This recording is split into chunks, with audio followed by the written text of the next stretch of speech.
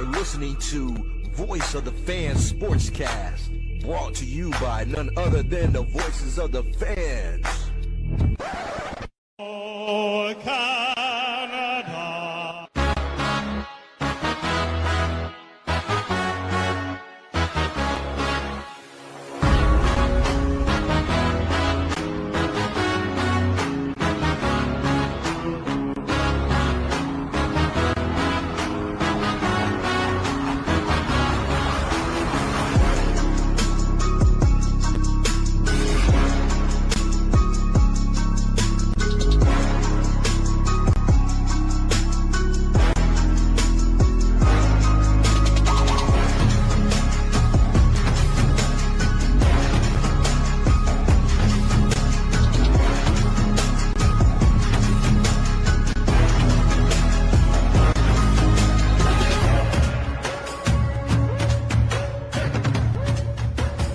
For Wednesday, the 27th of August, I'm Randy Coure. This is Voice of the Fans Canada. We are live on YouTube at VOF Canada. Thank you so much for joining us.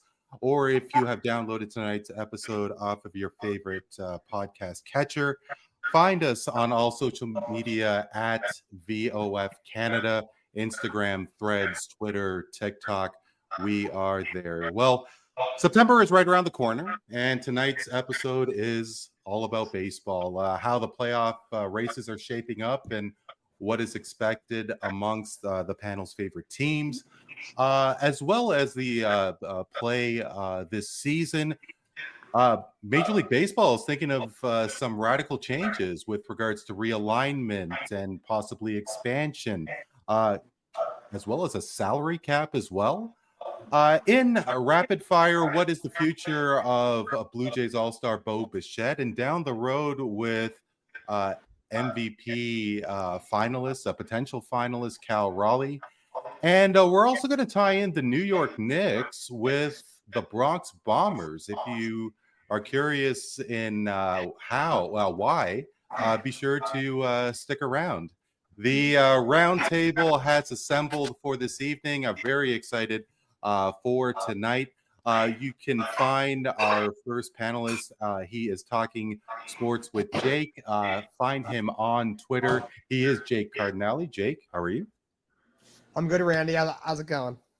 I'm doing great. Thank you so much. And also, love him or hate him, he is hate them. Excuse me. No, you cannot hate. He is Pinstripe proud. He is the host of Foursquare Sports, which you can find on 102.3 KIXB, the Island Experience in the beautiful state of Washington.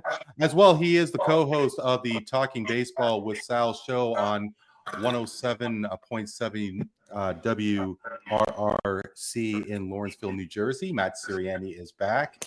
Matt, what's going on? First off, I always love coming on the show. Unfortunately, I didn't follow my promise, and I was supposed to wear Blue Jay gear. But don't worry, that's going to happen if the Blue Jays win the division. Yeah, I stand by my promises. Down boy. Great because you brought on a mentor of mine on the show, and I actually am very excited that I'm sharing this show with him. No, and you know what? It's an absolute thrill to have him on. He is our special guest for this evening. He is an accomplished sportscaster who has taken his Yankee pride to the outskirts of the mean streets of Philadelphia. He is the host of Talking Baseball with Sal. You could find Talking Baseball with Sal on the podcast network such as iHeartRadio, Apple Podcasts, and Spotify, as well as Facebook from Rider University.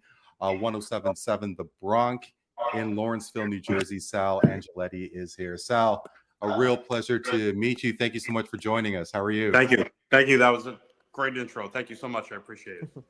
No, my pleasure. I mean, as an outsider, obviously north of your border, I mean, as a Yankee fan, you're in Phillies Nation. I mean, is it difficult to sport your Yankee colors? I mean, could there be some... No, actually not. When the Yankees were in town last year, I decided to wear my Garrett Cole jersey and we'll walk right into work with it. Okay. That's You're a brave man. I do have to say that. Yes, I'm still alive. Yeah, you're still alive. You're still alive. And I actually had a similar experience because I went to for work. I went to Milwaukee and I picked up a cheesehead, Okay. and I had to connect from O'Hare in Chicago, Okay. and my cheesehead didn't fit in my luggage, so I had to wear my cheesehead through O'Hare International Airport. And I actually did get a couple of jokes. I was told that if it was football season, then it would have been a Yeah, little bit you were more in of a trouble. rougher experience. Oh yeah. You Oh wouldn't be yeah. hosting the show right now. No, that's right. Maybe from the great beyond. But no, Sal, thank you so much for joining us. And, Sal and Jake, Matt, Sal, as the host of a baseball program, you could definitely go in depth. And there certainly is a lot of storylines with regards to baseball. But in a general sense, sports, especially in my part of the world in Toronto, we don't really have a lot beyond Major League Baseball in the summertime. Right. Sure, there's some lead up to the football season. You got college sports on the go, amongst everything else. But the stadium infrastructure isn't as strong as it is here around my neighborhood. However, the city of Toronto did open an outdoor concert venue. It's called Rogers Stadium, and I do have to say, it's not getting a lot of rave reviews. I do want to show you a quick video Okay.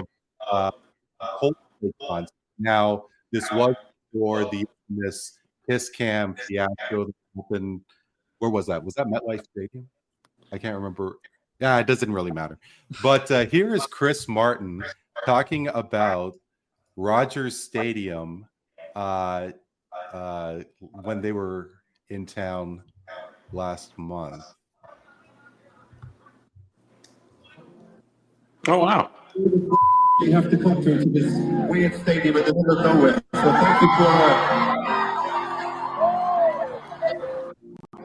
thank you for coming through the traffic and the travel and the trains and the waiting and the lines and all the nonsense. And I hope you're okay. And we're really so grateful to see you. We're so lucky to be here in general, but also in Toronto on this beautiful Monday night.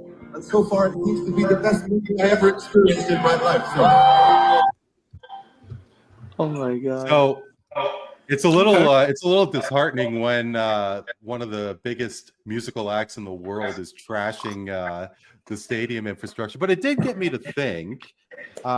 It doesn't really have to be for the summertime. It doesn't have to be a sports-related event.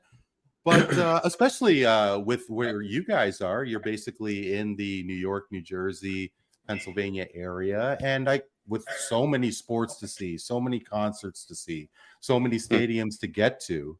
Sal, why don't we start it with you? Obviously, as a big sports fan, is there a stadium or an arena, a concert venue in mind that is just an absolute dumpster fire to get to? Because that's the case at Rogers Center. Not just to get to, it's majority almost getting out of. Just finishing up my time in Philadelphia working security for the Phillies and Eagles, and any event over at Wells Fargo, which is now the Xfinity, T-Mobile, whatever the arena now. It's the way they built these stadiums or arenas, especially in a venue that has three different, things. There was a time I was working a show and we had, I think, Top Golf over in Citizens Bank. Right across the street at Lincoln Financial was a soccer game and a concert going on at the same time at Wells Fargo. It's the roads lead to nowhere kind of thing. If they close down a portion of Delaware Avenue and everybody's going out the same way. Taylor Swift played 3 shows last year and took me 2.5 hours to get in a parking lot. So it is crazy. It's like you got to go this way to get on I-95, and it's just a mess. Yankee Stadium, of course, New York has all the subways. Mm-hmm. They have all the the means of public transportation where Philly really doesn't have that kind of thing like they do in New York. Madison Square Garden, which sits alone. You can, like I said, subways. Barclays Center, the same thing in Brooklyn. If you decide to take a car to Barclays Center, I would not suggest it because of the parking situation. There's no parking there. What else? City Field, same thing. Trains, it's okay. Now that they're building a soccer stadium in that area, it's going to get worse. For MetLife, NYCFC? yes, MetLife Yeah, okay. Stadium, which I worked security for the first 6 years they first opened. I worked the Super Bowl in 2014 there. It's not a bad stadium. It's, like I said, it's getting out. Worked a Bon Jovi concert, and when he opened the place up, instead of taking the shuttle bus, they take the employees to their parking lot. I had to walk. That's how bad it was. Right. So if there's another, one stadium, if there's one stadium that you had to I would say MetLife. MetLife. Okay. Okay. I'm a little surprised because I mean, like, it's what, 75, 80, well, I guess with that many people. Well, like, if you heard Mike Francesa and a lot of people say that's like a big air conditioner just dropped in the middle of the Meadowlands.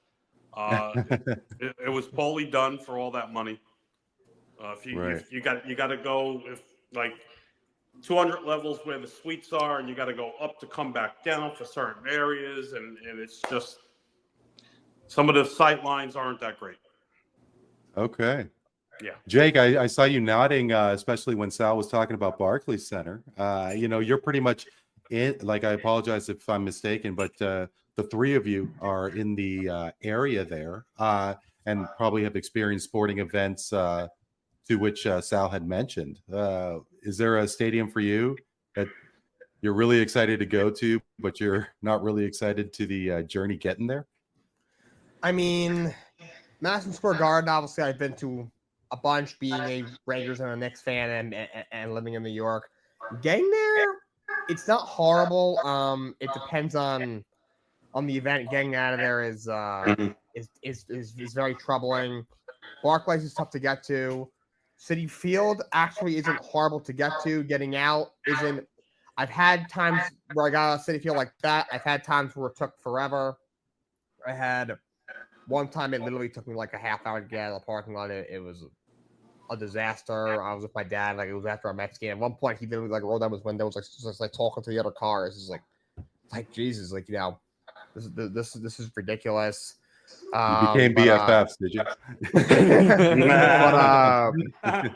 With Yankee Stadium, it's probably for me harder to get to compared to Citi Field, just location wise.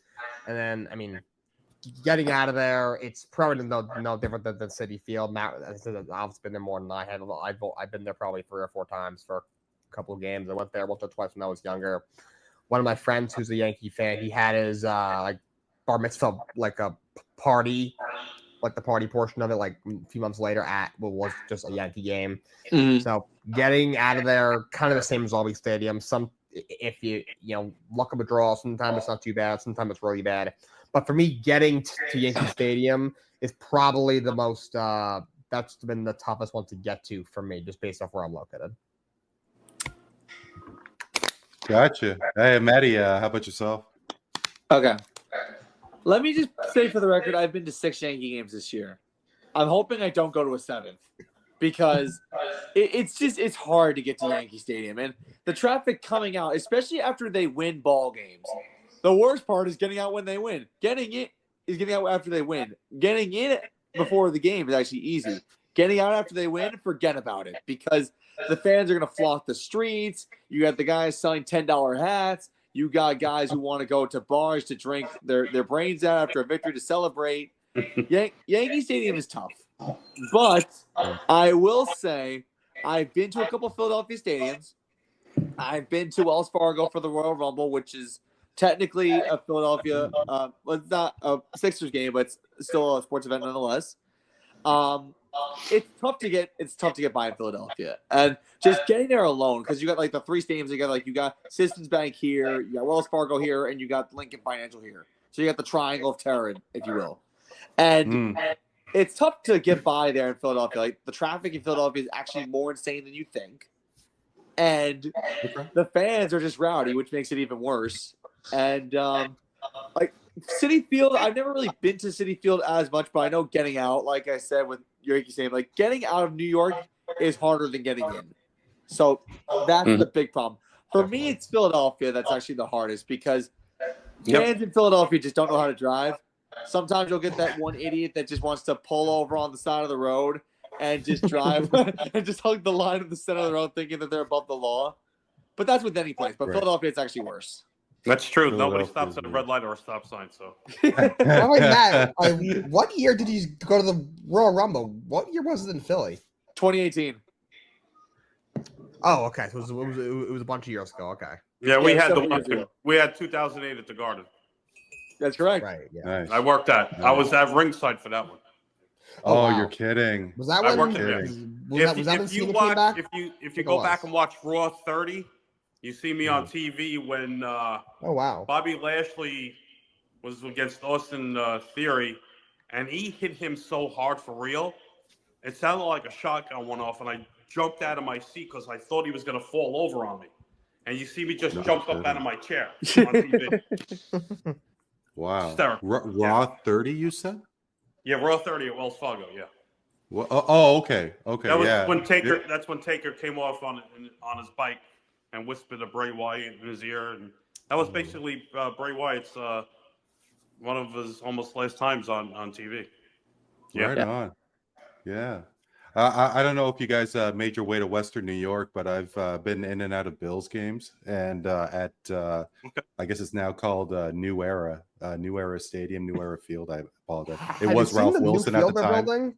That's insane. It looks bananas. Yeah, it looks insane. Apparently they cut out all the wind gusts and so on. And they have snow. They actually have snow melters on the roof.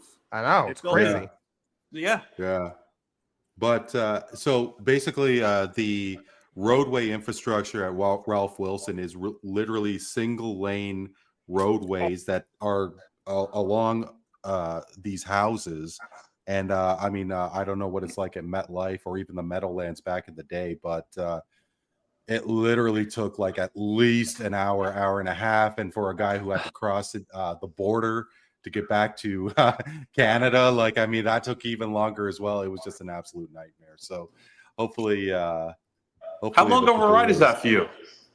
Well, driving wise, I mean, with no issues at the border, like I have Nexus, so I could just zoom in and out of the border, split, no problem. It's 90 minutes. So I mean, it's nothing. Oh, not bad at all. No, for sure. But like I was on a bus like this one particular time and years before, just driving with friends pre-Nexus. Like we're talking at least 4 or 5 hours to get home.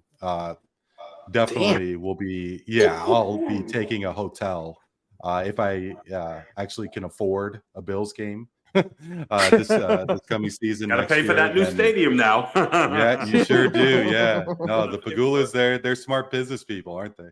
That's right.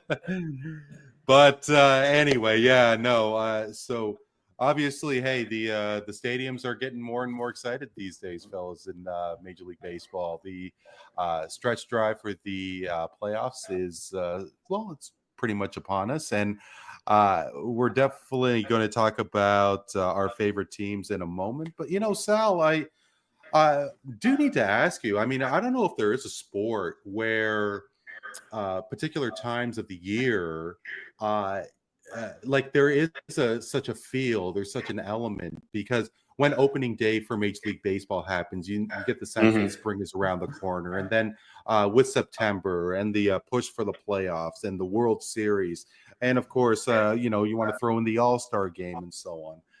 Now that we are in towards the end of August, I mean, is this the most exciting time of the year for you leading up to the playoffs? Or is it a different time of the year for you? Yes. I always look forward, even with hockey. I don't really get into hockey till maybe around end of December, January, when teams are making that playoff push, that final run. Of course, Maddie and I experienced it with the Yankees, and it's funny you're saying this, like, being a Blue Jay fan, and Matt can concur with this one. I've always felt the Blue Jays as a threat in the American League East for years, and he knows it, and I've always picked them. You have Year after year to challenge the Yankees and Orioles, and I'm kind of surprised with Boston this year, actually, and Toronto as well, because the Blue Jays have such a good organization. They make the right moves, and they really get off on fire, and then they start to cool off a bit at times, and they fall off. This year I said the same thing. I picked them. They started to fall a little bit.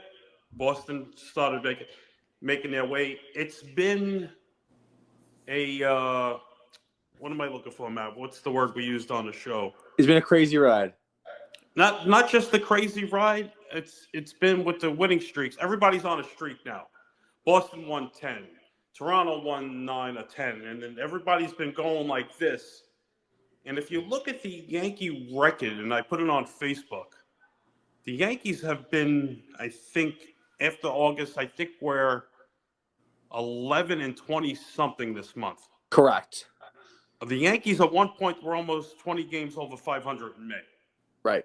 And the wagon wheels just popped off. And I spoke about it numerous times. The 90s are off and done. It's time to stop with that formula. It's not working.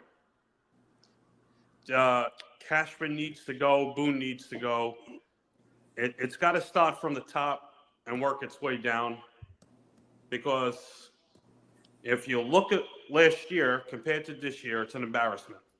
To as a Yankee fan, not just a Yankee fan, the organization itself, they're nothing more than just a shell of what they used to be. I grew up, watching the Yankees since the 70s, and we've had that long break after 81, losing to the Dodgers, and then the wagon wheels fell off until 93, and the Yankees started turning things around, and you had your share of managers, of course, and it's the same story. They got rid of Joe Torre when they couldn't win no more. They made the first round, got knocked out. The whole thing with the bees and whatever those flies were in Cleveland, and it's been a mess. It's who knows if Houston actually cheated? I can't argue if they did or didn't. There's no solid proof. They definitely did. Come on. They did. Well, they did, and it's like I applaud your diplomacy, Sal. There's more than meets the eye with that. They didn't really investigate further. No. And I've always said there was something coming out of that train in the outfield. So somebody was stealing signs somewhere. Yeah. Right. Yeah. So what the Yankees need to do is Volpe is not your guy. That was just lightning in a bottle at the time. They're showing their true colors, and you can't win without pitching. Once Garrett Cole went down, don't worry about who's going to be your starting center fielder. Jazz is the guy. He's going to stay in Yankee for a while. You got the right formula now. You should have went out and gotten some pitching. They made the worst choice of having Michael King being in that Juan Soto deal. And good luck to you Met fans and your Mets $800 million bust. So, and we said it on the show. Matt knows it. Any team that picked up that contract is going to suffer. And if the Mets can't make the playoffs or a World Series within 5 years of that deal, it's a bust. It is a total bust. Jake, we did talk about Juan Soto, and of course, Steve Cohen has bottomless pockets, and it was the second $700 million contract. And, Juan Soto, he is, I did have his stat line with me. I mean, with 32 homers, 260 plus average, 78 RBIs. Of course, his salary is what it is, but would you call him a bust No. at this point? I hate to put you on the spot, but yeah, I mean, you're a Mets guy, and I'm assuming that you maybe were expecting a little bit more, but you can't be overly disappointed. No, Sal was right. Not only when it comes to 5 years, not only first of all, like when you sign that deal, if you can't make a World Series in 5 years, obviously something is wrong. He does have an opt-out clause after 5 years. Now, I think any human being would be I think any human being would be insane to turn down the amount of money that he'd be turning down in 5 years. That's also part of the reason why when they signed him, I was like, all right, this really is where the window starts, especially after the disaster that was 2023. 2024, obviously, you had the much better year. You had the crazy runs in LCS. You go out and sign him. You did whatever else you did. Like, look, I think he'd be crazy to turn down all that money. I don't know what the number would be that he would have left.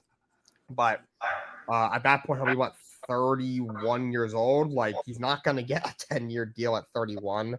But that's besides the point. But yeah, he has not had the year he had last year. He had probably the best year of his career last year with the Yankees. He had 1 year in Washington. When they won the World Series, he was really freaking good. I would say last year was the best year of his career. What was he at, like 320, 32, and 115 or something like that? Yeah, something crazy. So he had a fantastic year. He was MVP finals. I thought he actually had a slight case. And Aaron Judge had 59 home runs, so obviously you got to give it to him. In the regular season last year, he went nuts. But that Soto had like a small case. Obviously, it's a regular season award, so it makes sense why it's judged. I wouldn't call him a bust. If he was hitting 220, obviously that's a different story. But he's overall had a very good season. Obviously, if they missed the playoffs this year, now we have a whole other conversation. If in a few years from now we're kind of in the same spot, it's a whole different conversation. I think it's a little too early to tell. I mean, the dude signed for 15 years. They have him for at least 5. And if they don't win a World Series in 5 years, then yeah, it's absolutely a bust. But until then, I'm overall happy with what they got. I'm not used to my teams going out and doing what the Mets did, so I'm happy that happened.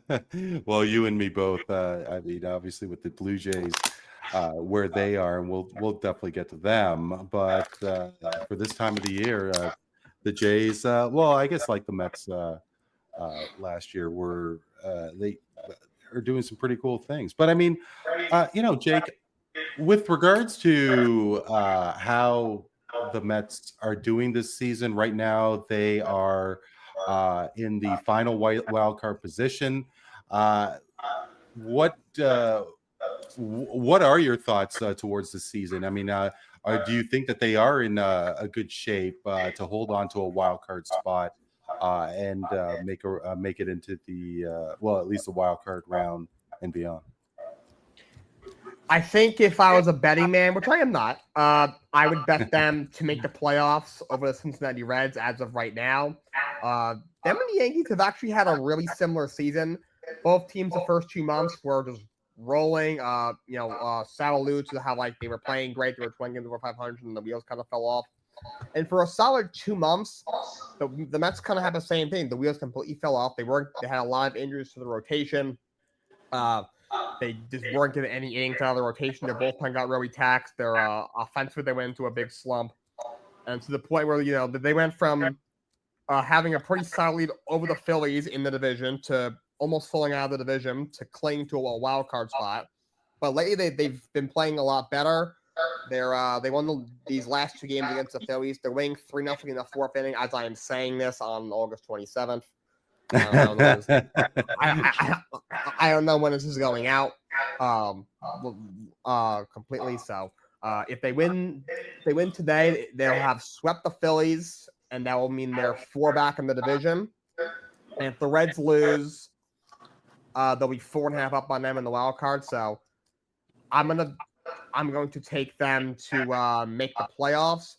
As for the division, again, if I was betting, I'd probably take the Phillies to win the division. But going into the series, I thought division seems a little far out. But not to quote Aaron Boone, but the season is right in front of them. They have 4 more games against the Phillies. They have at least 1 series against Cincinnati, who's chasing them. They're chasing the Cubs and the Padres in the wild card race. They have a series against them.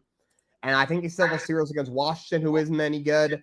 They have a series against Miami to finish, who isn't any good. So there's no reason, even with – and they've had 2 just horrid stretches. They had 1 stretch where they lost 14 of 18, like right before the break. Thankfully, they ran to the Yankees, which was the kind of the cure to fix them at that point when the Yankees were playing really bad. And then they had 1 more where they lost like 13 of 15, actually not even that long ago. But and usually when you have every good team in baseball usually has that 1 stretch they just can't get out of their own way. It's a long season. 162 games is a long time. But usually when you have 2 that bad, a lot of times it kind of kills you. The Mets have been fortunate for whatever reason, whether it's the way the schedule played out or the way the division played out, for whatever reason, it hasn't killed them completely. So they got to take advantage of that. But I think they get into the playoffs. Yeah, the 4-gamer Mets at Philadelphia. I mean, that'll be a real telling series in a couple of weeks. Right now, Mets are 5 games back of the Phils in the NL East. You know, Maddie, I was going to, of course, I'll be asking about the Yankees. Sal did touch on the fact that it's been some rather difficult times. I do want to show you, however, Maddie, a quick video. Just Oh, bear God. with me once again. In trouble now, Matt. I just okay. I hope I got this.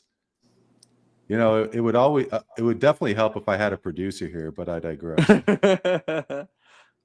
Lineup is probably better than last year's lineup because last year's team was focused on Juan Soto, Judge, and even a little bit of Duncan. But now you got better contributors like a Trent Grisham, former Brewer, putting in the work, and he's got a couple big hits. Ben Rice in DH or even first base, he's been really good. Paul Goldschmidt, very solid, very very solid. Judge doing Judge thing, and then you got Jason Dominguez. What a spark his bat has been. Opie has his moments. Austin Wells has his moments. Third base has been kind of an issue. I know the DJ LeMahieu thing. Well, now that Cabrera's gone, he's probably gonna be out for the rest of the year. Peraza hasn't been too good. LeMahieu, they're probably rotating in and out for third base. I would like to see a little bit of improvement there, but other than that, I can't complain with that. Max Fried has been doing really well.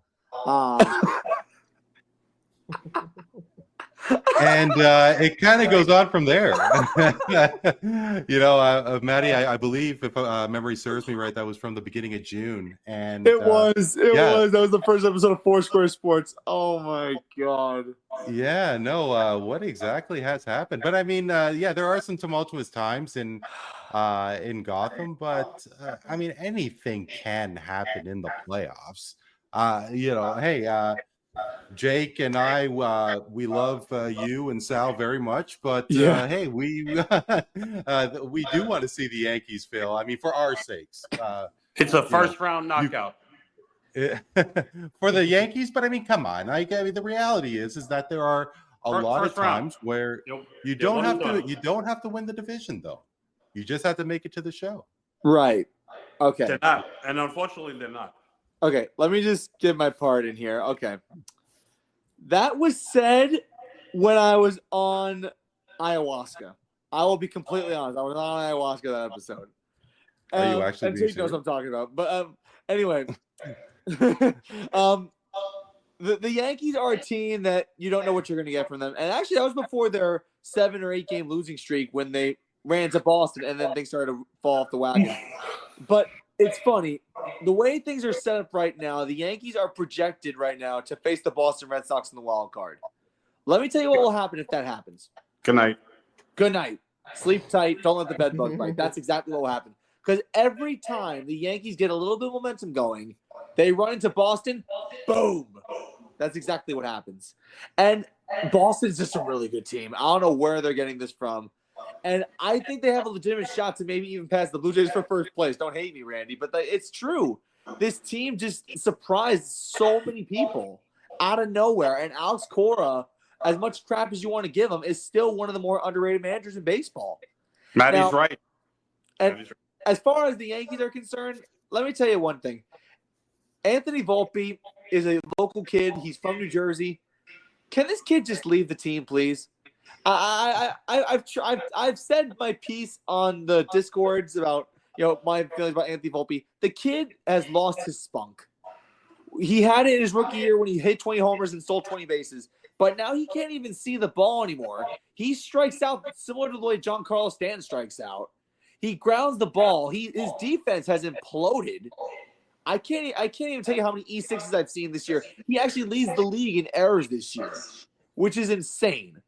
And when you look at that, like, why do we have Jose Caballero and we're not using him? Why do we have Ames Rosario and we're not using him? And it's pretty apparent to me that Aaron Boone just loves this kid. I don't know why, but the honeymoon phase is over. The chicken parm phase is over. I'm over it all. And another thing with the Yankees, third base ever since Oswaldo Cabrera has gone down has been terrible. Ever since Oswaldo Cabrera has been down, we've had Oswald Peraza, we've had Yorbit Vivas, who we sent down, we've had DJ LeMahieu, who's now gone, and now we have Ryan McMahon, who's better defensively, but his bat is terrible. I can swing better than Ryan McMahon can. Sign me up for third base. I mean, it's just gotten to that point where the Yankees have flaws that are like adamantly bad. And I think against Boston, they can expose you. Same with Toronto. Because Yankee broadcast, whenever they play the Blue Jays, they say this all the time. Don't make a mistake against the Blue Jays because they will exploit you. And that's exactly what the Toronto Blue Jays did. Every other team we do pretty well against. But when we go against the Blue Jays, they kill us. When we go against the Red Sox, they kill us. Tampa Bay, we've done pretty well against. Baltimore, we have 7 more games against, but we're 3-3 against them right now. We stink against our division. I don't know why we even bother showing up as a wild card team. We can't even beat the Rays consistently. It's all a joke. And I know you're showing me that video because of all that's happened. And I think it's actually hysterical, actually, in a good way. But you're muted, Randy. But thank you. I thought it was a good talking point because obviously there was a different mindset to what the season was like when we got together at Foursquare. I mean, we did quick math. The Yankees were, what are we looking at here? They were one of the best 10 teams in games baseball over 500. Well, yeah, they were a good 10 games over 500. Correct.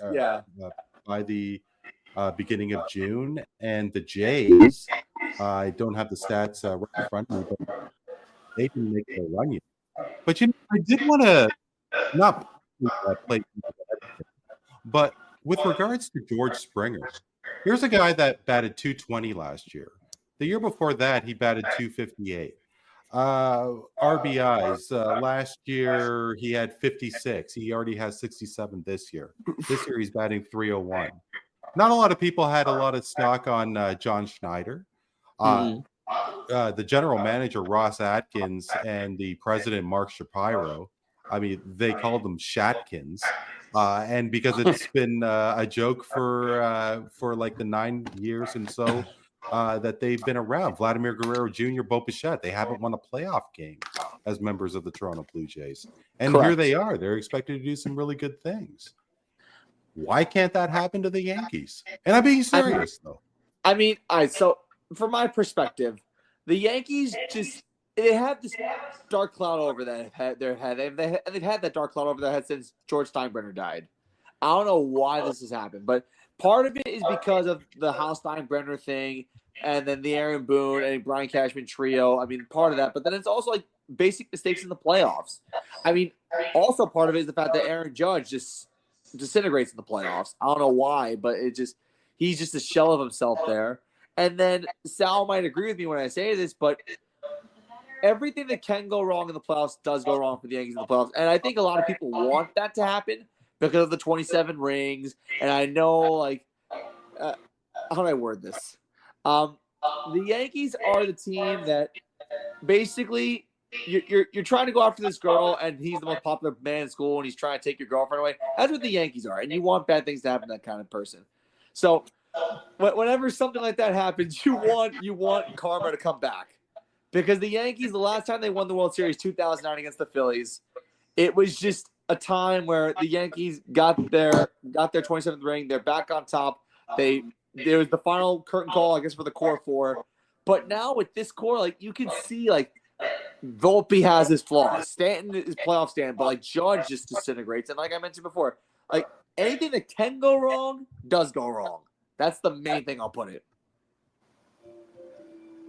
I mean, and I totally get it. And the truth is that the Yankees have been free falling, but you got to wonder if playoff experience means anything. And of course, for the most part, this Yankees team did make that World Series. Of course, it was a 5-game loss to the Dodgers. Yep, the Dodgers. Yep. And what did I say last year, Matt? You said the Dodgers were going to win. Okay. I said game 1 was the table setter. Yes. I said if the Dodgers beat Garrett Cole, they've got it. And that's what exactly happened. Well, they didn't beat Garrett Cole. They beat Nestor Cortez.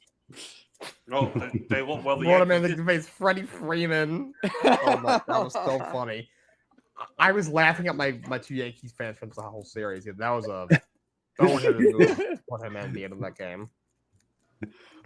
So much transparency on this show. I love it. I love the transparency. No, I mean it really is great to have Yankee fans and Jake being the Met fan. I mean, just like the whole dynamic of this New York rivalry. No, it's really great on this Canadian podcast, which is even better. So, we will talk about, and there was a couple of things I did want to get to with realignments. What kind of changes are we going to see with regards to some new divisions in Major League Baseball potentially? But Jake, with everything that the Mets did, and with the trade deadline coming and gone, like, I mean, how do you think that the Mets are in good shape? Like, with the addition of Juan Soto and so on. Like, I mean, Edwin Diaz is back. What do you think? Like, I mean, you did say that they were going to make the playoffs, but do you think that they did all they could do in bolstering their lineup for the stretch drive? I think offensively, at the time they were really struggling going into that deadline, and a lot of fans were kind of saying, "Oh, they should have gotten a better bat than Cedric Mullins," which I don't think anyone had a problem with them picking him up. He's a good center fielder. He's hit well since he's got to the Mets. He's got some power, but I feel like their lineup was too talented to not just come into form. You have Juan Soto, you have Pete Alonso, who they need to sign him to a lifetime contract. That guy's the man. And Brandon Nimmo is really good. Lindor's great. He's been on a heater, and just the way they've been hitting lately is kind of what was the expectation at the beginning of the year. A lineup that can hurt you 1 through 9, is deep, has length to it, has depth off the bench. So I think the lineup they've done more than enough, and they spent $800 million on a hitter. I can't ask for much more. And they hit well last year, and you had Juan Soto. Obviously you brought back Pete Alonso, so I think they've done enough in the lineup. If they could go back and do one thing over, maybe it will address the rotation a little bit more. Last year they kind of brought in a bunch of guys, kind of slapped them together, and was like, "Oh, hope this works." And it actually kind of did. The rotation overall was very solid. They kind of did the same this year. Clay Holmes is actually, surprisingly to me, I wasn't sure how that was going to work out. He overall has been pretty good. which has been a good sign. I wasn't sure how that was going to work. He's been relatively good. The one that hurts was bringing Frankie Montas. He's been really bad, and he just got hurt. He actually might need Tommy John. So his season's probably over. Well, no, season is over. Next year might be over, which might be his career, unfortunately. I know you guys are Yankee fans. You kind of saw it's kind of where the injuries really start to pile up for him. Fortunately, Tommy John at this point might be a wrap for him, unfortunately.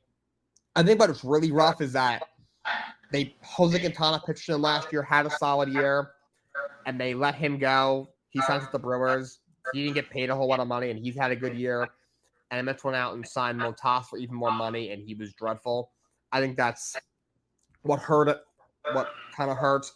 And also, like, Noel McLean's pitching right now. He's pitching great. He's looked real good since coming up. He should have been up a month earlier than he was. I don't understand when this guy was dominating the minor leagues. Joe Matine was dominating the minor leagues. He's coming up on this Friday, 2 days from right now. And these guys should have been up a month ago when half the rotation was hurt. 65% of the rotation was on the injured list. At one point, it was David Peterson, Clay Holmes, and then just fill in the blanks because so many guys were hurt. They had guys, Paul Blackburn, who just got lit up by the Yankees. When the Yankees claimed him, every Mets fan was a combination of laughing and confused. Like, this guy is so bad. At one point, he was like a replacement for the replacement, and then he got hurt.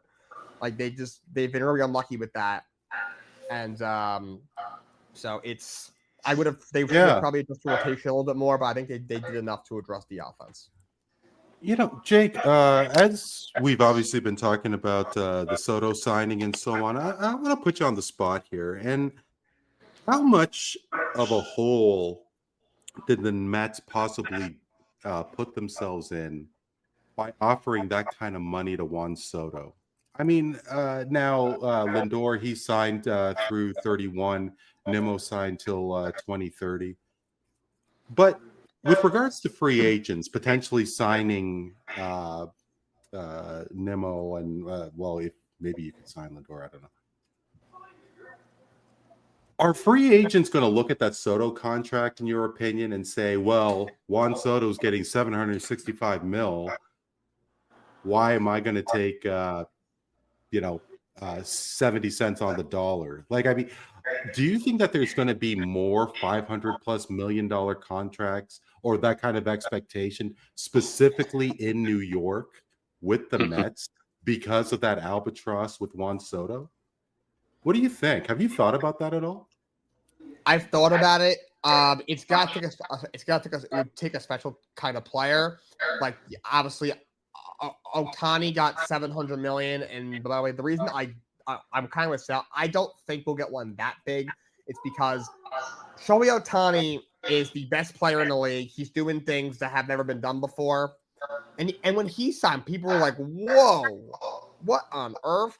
Juan Soto is an amazing player. When he signed for $765, and people were like, "Whoa, that's insane." So I know, and I get that, Jake. And sorry to interrupt, but I mean, like, if you're a top level free agent, and it's not so much about comparing Soto's contract to all potential major league suitors, but like, is there going to be an expectation to get somewhat comparable dollars with the Mets, and that the Mets are not going to be able to afford it? I know that Steve Cohen is so freaking wealthy, and that money's of no consequence to him.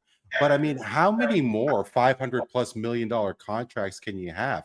Like, I mean, and I guess I know I'm jumping around here a little bit, but could that top level free agent just simply go elsewhere because so much has been assigned to Soto?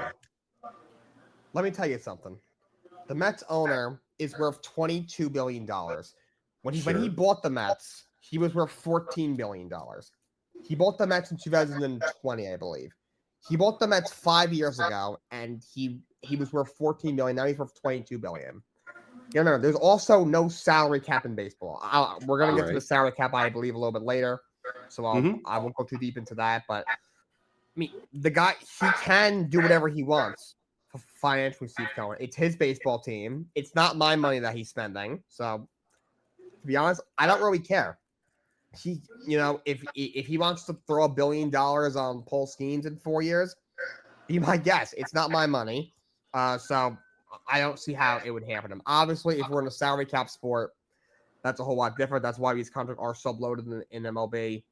Again, we'll get to that a little bit. I believe we are going to talk about the salary cap later in the show, but I don't see how it's going to be an issue. There's no salary cap, and the guy's got more money than anybody, and he obviously doesn't care about spending money.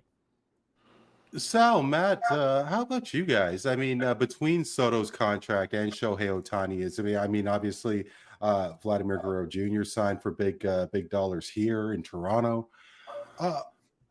Is that contract, especially with the Mets and the Dodgers, going to prevent top free agents from signing with those two teams specifically? I know that there's no salary cap, but if you have a more better statistics than say Juan Soto, because Shohei Ohtani is just on a planet all by himself, but if you have that kind of production, maybe a potentially greater production than Juan Soto, why not try and get $600 million?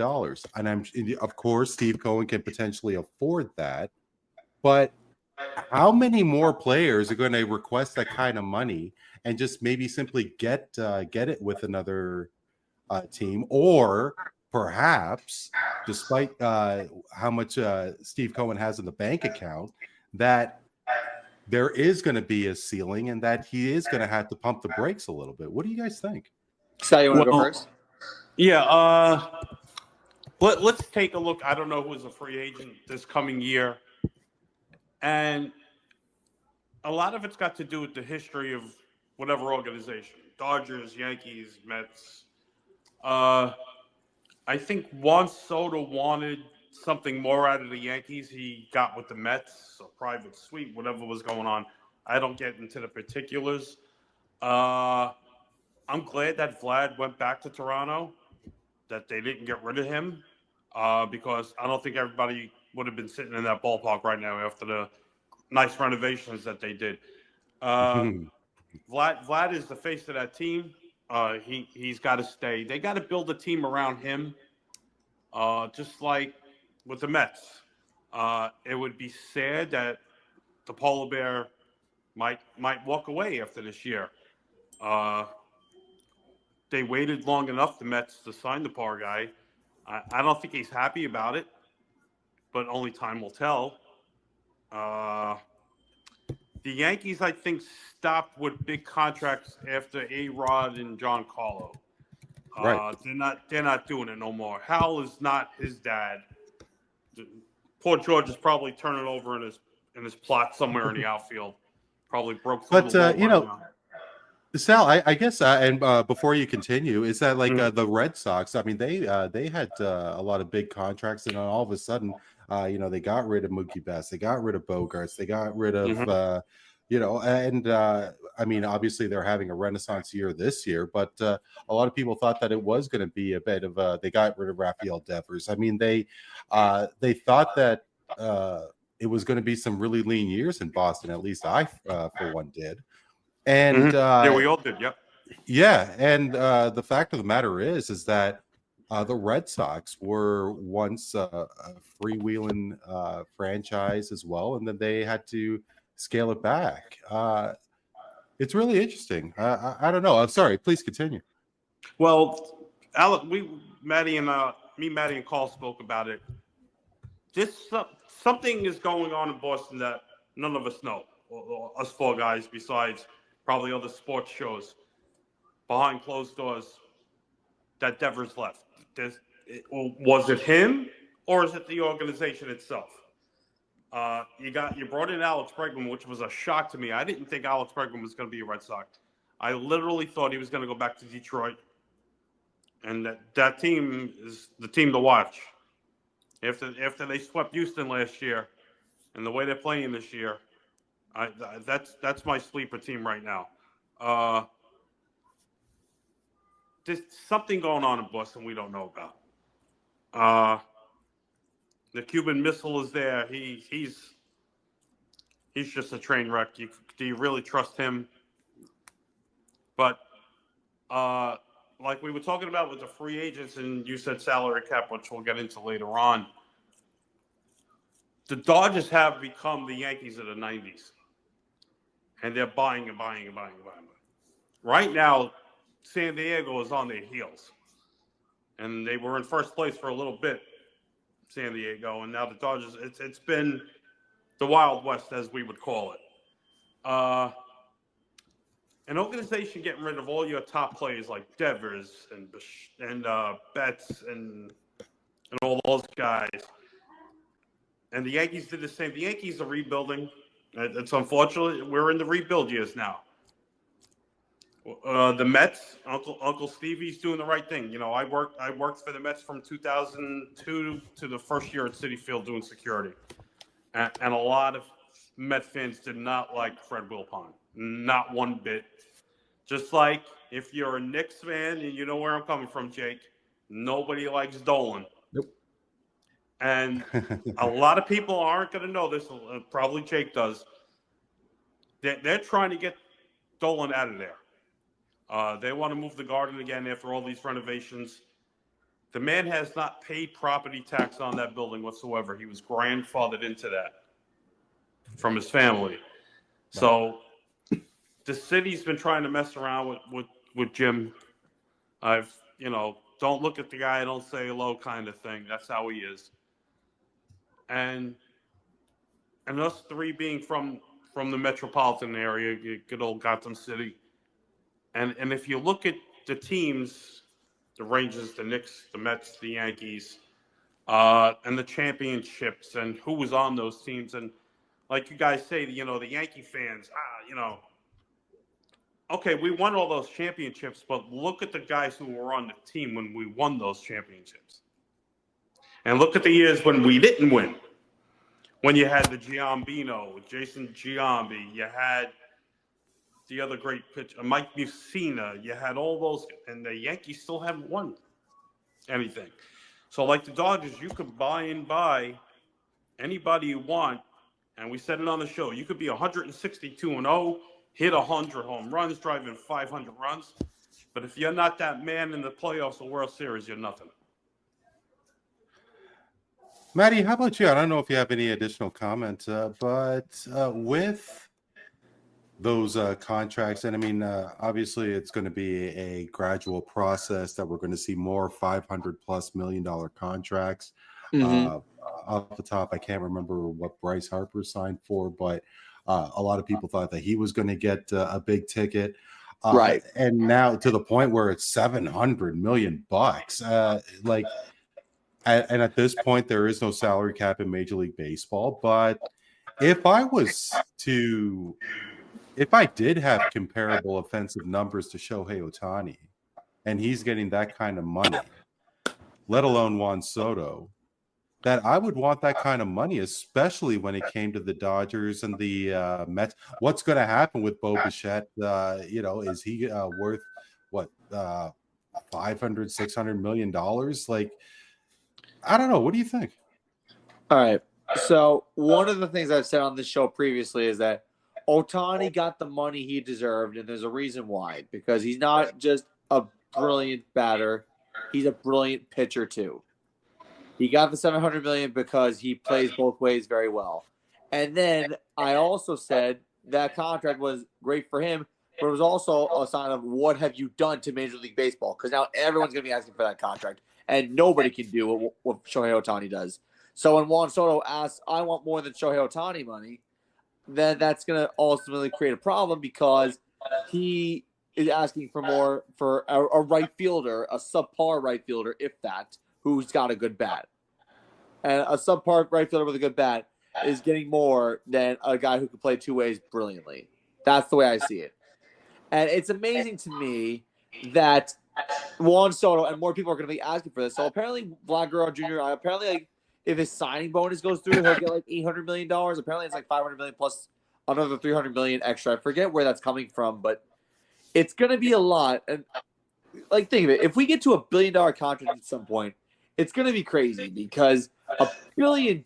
My God, I'd love $1 billion. But I'm not sure if we'll ever get that kind of contract. Like if we ever get that kind of contract, then Major League Baseball is going to be on their financial heels, because you can only make so much money through concessions and ticket sales and you name it, and parking passes, that you're going to have to make all that up somehow.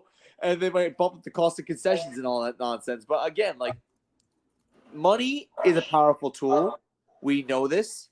And can you imagine if we get like $1 billion contract? But like, I don't know if that contract is going to happen. And this is where the salary cap will come into play, because I don't know if you can afford to pay someone that kind of money. But like, it's kind of amazing to me. Two-way players are getting $700 million, and then a subpar right fielder getting $765. That's how I see it. Like, people are getting overpaid to the max. Unless someone comes along and can prove that they can play both ways, which was rare to find in Major League Baseball nowadays, we're not going to get that kind of contract ever again. You're muted. You're muted. Man, I always do this. And yeah, I do agree with you, Matt. And, to echo Jake's point, it does seem that Paul Skeens is a kind of cat that may not spend his entire career with the Pittsburgh Pirates. And if he does get to market and there's still no salary cap, somebody like Steve Cohen will certainly spend top dollar times a few more to potentially land him. So could it be a very lucrative free agent period when free agent season does start in Major League Baseball? Now, Sal, sorry, please. Now it's interesting. I mentioned Ohtani of it all. Keep in mind, before we even had the universal DH, pitchers were batting at one point for the National League. So keep that in mind. Like, that was a thing in the past, but now the universal DH just eliminated pitchers from batting, and it's thank God. I mean, sorry, please, Matty, go ahead. Because it eliminates awesome moments like Bartolo Colon's only home run of his career. But come on, I mean, really, like, how many times has that happened? Jake, as a sorry, Matt, to cut you off, but while the kettle's hot, as a National League fan, Jake, do you want the pitchers back at bat and batting again, or are you happy with the DH? Because for me, it's just ridiculous how pitchers bat. Forgive me, for going against the tradition, but I'm ecstatic that the NL included the DH in their lineup. I get what you're saying, but also it takes a lot of the strategy out of the game. When it comes to a pitcher's up to bat 6th, 7th inning, they're pitching really well, but it's 1-0. Do I leave he's only got 80 pitches. Do I pinch hit for him to try and take the lead or extend the lead or trying to come back? So to me, the game was more exciting when pitchers hit, because it takes the strategy out of the game. And look, the reason these guys are so bad at hitting is because, if they, unless they were a hitter in college, some guys are, kind of transfer over. Like Jacob deGrom, for example, was a very good hitting pitcher. He was a shortstop Madison in high Bumgarner, school, right? Madison Bumgarner was another one. Carlson Brown going back a smidge further into the 2000s with the Cubs. Mm-hmm. And the Cubs were really bad before 2016 year happened. Was another one. So they did exist. Just like, they didn't really hit much in college, and they don't hit in the minors. To me, it could have been an easy fix. You could have them hit in the minor leagues. I never got why they didn't do that. And look, the universal DH is never going to go anywhere ever. But there's something about the pitcher's hitting that it takes strategy out of the game when you take the bat out of the pitcher's hands completely. And and there's so many great moments from. There were times as a Mets fan, those really bad Mets years, whether it was Zach Wheeler, whether it was Jacob deGrom, there were times these guys would go have a complete game shutout, win 1-0, and the one run was a home run they hit. So you lose those moments, and you lose a lot of strategy. Fair enough. Maddie, sorry to cut you off, but you were saying. So pitchers hitting, we don't see that too much anymore thanks to the universal DH. But now because of the Ohtani rule, we're seeing that. But like I said, until someone comes in who can prove that they can pitch and hit at a high level, no other player deserves that kind of contract that Juan Soto got. I'm sorry. And the reason why I'm saying is because if you're awesome in both ways, you deserve the money that you're getting paid. But if you're a right fielder and you have subpar defense and you can hit the ball really well, great, good for you. But that doesn't mean you're worth $800 million. Now, as far as the how I feel about the whole pitching thing, I actually kind of like that. There were a very handful of pitchers that were actually good at hitting. Like we mentioned, Madison Bumgarner, and then also like Bartolo Colon had the blind squirrel found the nest that one time. But other than that, it was like it's very rare to find a good pitcher that can hit. And Ohtani's also one of them. But again, I'd rather see a two-way player get $700 million than a right fielder get $800 million, if that makes any sense. Sure. No, it does. But I'm thrilled that they got rid of it. To me, pitcher's batting is like the e-bug in hockey.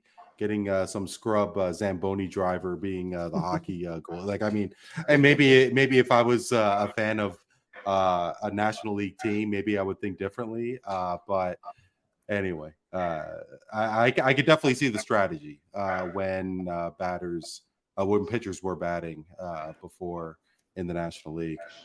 Sal, before we move away from the baseball field, I did want to get your thoughts, not so much of the Jays, the team itself, but with regards to just the coverage of the Toronto Blue Jays in the United States. I mean, Jake and Matt know my insecurity of how my teams are being covered south of my border. And, there does seem to be a lack of recognition, say, for the Toronto Raptors. I mean, they, of course, won the championship in 2019, and Christmas being a big day for the NBA calendar. And the Raptors playing on Christmas Day in 2020 was the first time that they had a game on December 25th since 2001, despite making the playoffs 10 straight years and a couple of conference finals. I don't really get that sense with the Blue Jays in baseball, even though there has been such a big gap in playoff success, and it's been over 30 years when they won back-to-back World Series. It does seem that the Blue Jays does get a little bit of cred. What are your thoughts? I mean, are the Jays getting the kind of exposure over the years? Especially with the ESPNs, the Fox Sports, and American coverage of Major League Baseball? Let's put it this way. Not just baseball itself. I think it's every sport that's out there, including hockey and football and basketball. Coverage has changed drastically over the years on television. We had the Yankees on PIX Channel 11, the Mets being on WOR Channel 9, and then I'm showing my age now. You had Monday Night Baseball on Channel 7 with the same guys who do Monday Night Football back in the day with Cosell and all those guys. Sure. And then the Yankees moved to Channel 2, CBS, and then they went to Fox 5, back to Channel. It's now become the way social media has become over the years. And we're at a prime example of it, like I said, before we came on. Sports radio is done. There is nothing. I enjoy listening to Boomer and Gio on the Fan. I've been listening to WFAN when they first started, way back in the day. And you had to listen really at night to Yankee games, and then the Mets were on the Fan, and then everybody. It's become now a money game. With all these streaming apps now, I get MLB coverage on my T-Mobile phone because T-Mobile gives you coverage free for the entire baseball season, and then when the season's over, that's it, and so on and so on. Okay. A lot of people, I'm 58, and a lot of people my age and a little older, so we don't know how to work these streaming apps, and you got to get an Amazon Prime for this, you got to get Roku to watch that. And remember, baseball tried Facebook not too long ago with covering games Sure. live on Facebook, and MLB Network took over the whole thing when they first came out over ESPN. That's why they dropped their baseball coverage at one time. And we had the Wednesday night baseball games with Matt. Who were the two announcers back then? Oh The guy- God, Sal, Joe Morgan, and the guy from the Giants. John Miller. John Yes. Miller, Frank Gill. Yeah. Yeah, John Miller, Sunday Joe night Morgan. baseball. Well, that's what I grew up on. Actually, They were doing Wednesday and Sunday, I believe. I missed the whole home run derby calls. Back, gone. Chris You Berman. know, Chris Berman, yeah. I missed that. And Jake knows. Like I said, I'm going to show my age. The Yankees and Mets used to meet in a thing called the Mayor's Trophy game every year, where one year it'd be Yankee Stadium, and one year it'd be at Shea, and they have a trophy, the Mayor's Trophy. And this was an exhibition game. yes, it was an exhibition game. They would get a Okay, nice crowd. okay. They would get a nice crowd. It was Nice. however they worked it back in the day. I was at Yankee Stadium when Tom Seaver got his 300th win as a White Sox. I saw that. I saw Dwight Gooden's no-hitter against Seattle. So now everything's become Amazon Prime. Who's got Roku? The Yankees are blocked if they're on this channel, on this side. So I know where you're coming from with being in Canada and the whole debacle with the strike and losing the Expos.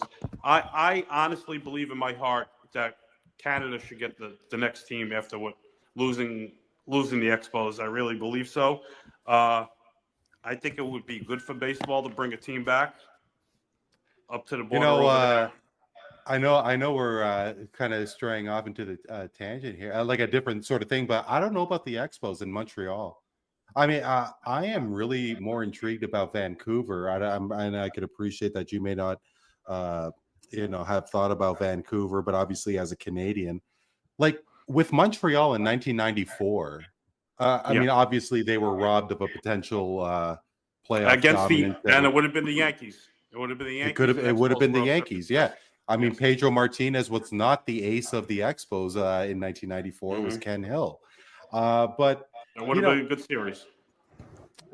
But look at that stadium. And I mean, look how it just disintegrated into like 2,000 fans, Sal. And in Montreal, I mean, obviously you have such a cluster of teams in the North American Northwest there with Toronto, Boston, both New Yorks, maybe Philadelphia, if you want to include that part. It's a shame because now the Rays have become what the Expos were, and it's a shame. Florida's not a baseball city. Spring training, I could say, leave it as a spring training area. It's not meant for a major league team. The Marlins have a beautiful ballpark. Unfortunately, it looks like a spaceship in the middle of nowhere in Miami. I heard it's in a bad part. I heard it's in a bad part of town. That's very accurate. If you're watching Lost in Space, that's what it looks like. So leave Florida as your spring training facilities. Get the teams out of there. It's unfortunate that they can't draw a crowd, even when you were in the playoffs. If you were in the playoffs, they didn't really get a crowd. If you played the Yankees, it would sell out, but they would blacken the upper deck and get like 7,000 people. That's their sellout. It's unfortunate what they did with the Oakland A's. Nobody goes to any. It's a shame. But getting back to your Expos, that whole strike, and I know I'm gonna go way ahead. If there is another strike in baseball, that is it. It's over. Nobody's coming back to watch any of the games. Really, you think so? Yep. Oh no, Randy, you gotta understand. When we had the 2022 It's coming. strike, which took 99 days to get resolved. Sure. After next year, Sure. they better get working because Yeah. we might go another I'm stoppage telling again. you, when the 2022 strike happened, fans were throwing away merchandise, burning their stuff. It was bad. It was bad. I- It was bad. It's gonna be bad now because look at the money people are spending to go on an MLB game. Now I go on an app called SeatGeek. Okay, SeatGeek is the best thing to buy tickets. When I was still in Philly, I wasn't working a game. The woman I was seeing at the time was. I bought tickets behind home plate the day of the game with wait of service for $100. The guy in front of me waited for the first pitch. He got the same seat for $80. So there's ways of getting tickets at a reasonable price the day of a game. But if they do go on strike, hey, I'd rather go see the Somerset Patriots or the Brooklyn Cyclones or whoever and enjoy myself at a minor league game, not paying all that money and stuff. Because like I said, and Jake agrees. But Baseball- how many people are like you though, Sal? Because beyond minor league baseball, I mean the WNBA is exploding with a lot of new fans. Major League Soccer is what it is.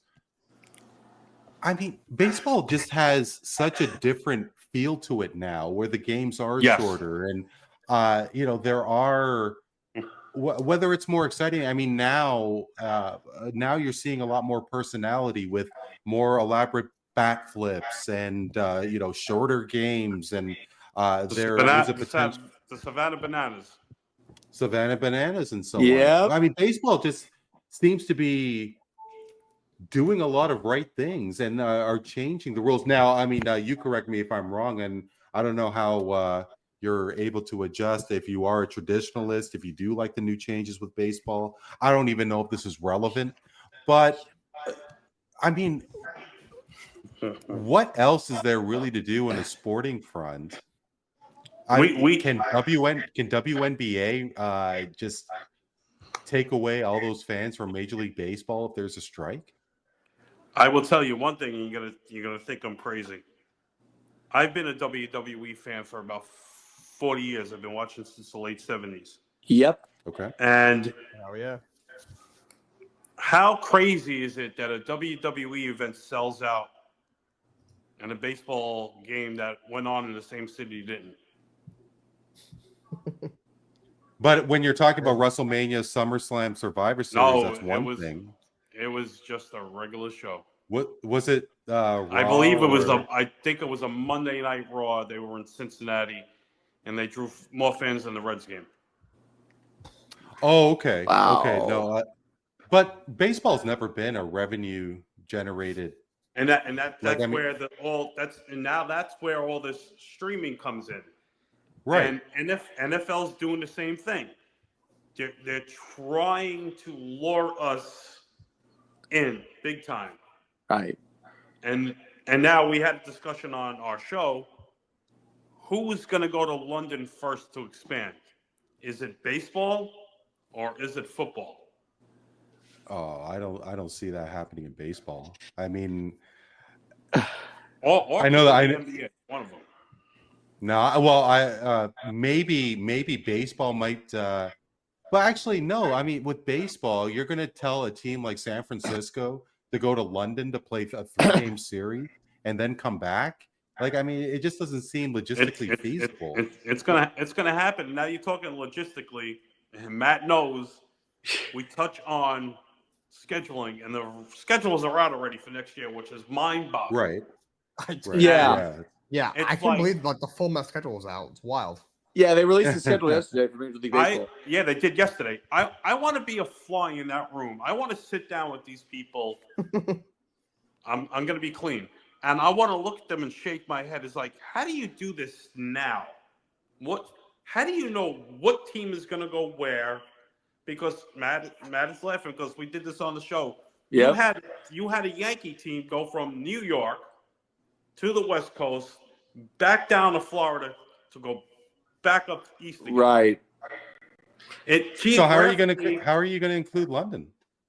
How are you going to include London in Major League talking Baseball? geographically how they work these schedules. Now, the Mets, Yankees, and Phillies are lucky next year because the All-Star game being in Philly. The Phillies are going to be home for those 2 weeks. The Mets are staying there because they're playing the Phillies after the All-Star break. And the Yankees are going right back home. So if you look at the new schedules out and you look at the map and go, well, how the heck are they doing? Why such a short 3-game series central? You're playing the West Coast teams, but you're going this way again to go back down. Geographically with these schedules don't make sense, and I feel bad for these ball players. But like I said, the NFL and the MLB are trying to make money any which way they can. And it wasn't true. It's not the Phillies and Mets next year. It's the Phillies and Twins doing the thing. Everybody thought it was Mets. And to expand on Sal's point about, geographics and all that, that's probably why we've seen these proposals about realignment and a possible expansion for Major League Baseball. That's probably why we're seeing all this come out now, because I think Rob Manfred, in his final 4 years as commissioner, because he's going to be gone after 2028, he's probably trying to figure out how can we make Major League Baseball geographically convenient, expand, and realign the divisions. Not the way they want to do it. I mean, there's been cockamamie ways that let's put the Yankees, Mets, Phillies in one division. No, I mean you already got 2 Texas teams in the same division. A lot of people on here or listening don't know that the Brewers used to be an American League team. The Braves used to be in the West. Yep. It used to be Yankees, Indians, Blue Jays, Red Sox, Orioles. Who else? Tigers. Tigers. Used to be in the East. I mean, why do the 5? Go back to the 7. But the last 2 expansion teams were who? The Marlins and the Rockies. That's correct. The Diamondbacks and D-Rays. Oh, Diamondbacks came first. Yeah, the Diamondbacks came before. The Rockies who used to be a hockey team back in the day, who became the New Jersey Devils, moved here. Wow. For sure. Yeah, absolutely. I remember that. I don't remember that, but I did know that. Well, hey, listen, you call me old. I feel bad for the fans as a whole, as you being a Jay fan and us being in New York. We don't have the access to TV watching games like we used to back in the day. That's the whole point. And it's like they're shutting out a lot of fans is what they're doing. Yeah. Well, that part I completely agree with. I remember because here in Toronto, they did have WGN and watching Harry Carey, I remember TBS that. And the Atlanta Braves. We did have TBS and the Braves games as well. And with Major League Soccer, like I'm a soccer fan, and when MLS moved to Apple TV, there you go. I forgot about soccer's that one. Soccer's just an afterthought now. And to your point, I saw Jake and Matt's reaction because I'm of that age as well, Sal, being 46. Like where streaming is just such a completely different thing, and I don't want to spend X amount of dollars for Apple and then X amount of dollars for cable's going to be Amazon and then DAZN. Oh, absolutely. I mean, I have my apps. I got my Disney Plus because of Marvel. I got this because I want to watch that. Peacock because of the WWE now, which is going to ESPN and that $1 billion deal. Like I said, it's all about money. It's who's going to throw the most at me. It's like the 4 of us or announcers will throw a team out there for your Blue Jays. Okay, guys, Jake and Randy, we're going to use you on this TV. Matt and Sal, go over there. We got a new deal with these guys. And it's like now we're all over the place instead of as a whole. Yeah. But, unless if something is done or maybe they're going to have to hit rock bottom to realize, and who knows what the viewership ratings are like these days. But as subscriptions per month are what they are, how are John Q. Public supposed to spend that kind of dough for each and every sport. Yeah. Yeah. Randy, I got to ask Anyway. you a question. Yes, sir. Being a Jays fan, you had those renovations go on at your stadium. Are you happy of what they did? Is it convenient now to what it was, or is it the same? Absolutely. I got to tell you, Sal, the truth is that, I mean, there was a new car smell. I remember Jay's game at the old barn, Exhibition Stadium. Oh, If you could picture is that when Dave that. Winfield hit the Seagull? Yes, and Jake, Matt, if you if you don't know what Exhibition Stadium looks like, it's It was an weird. absolute Yep. disgrace. It And was they were like there it went long this way in the outfield. I think it was center field was like the furthest or something like that, if I recall. Yeah. Well, I mean, basically, it was the same stadium where the Toronto Argonauts Canadian Football League team played, and the field was the football field was cut off with the home run fence, and there was no seats from basically right center field onward. It was just an absolute disaster. And there was of course a new car smell with now called Rogers Center, with the retractable roof and the 50,000 seats. And at that time the Jays were winning, and they were winning World Series. Joe Carter hit the game-winning home run at Skydome, and but it was just way too cavernous. It was not conducive to watching a baseball game. Like if you go along foul territory there, close to the foul line, like you have to turn your neck essentially 60 degrees one way to see home plate. Now they just now all seats are pointing to home plate. They have a couple of bars where you could actually get a general admission, no seat, but you can get general admission for $20. And it's a party now. And the renovations, it was definitely well needed. And it's maybe they caught lightning in a bottle because the Jays are doing so well, but it's a great vibe there, and the renovations have really enhanced it. The Jays did a really great job with those renos, for sure.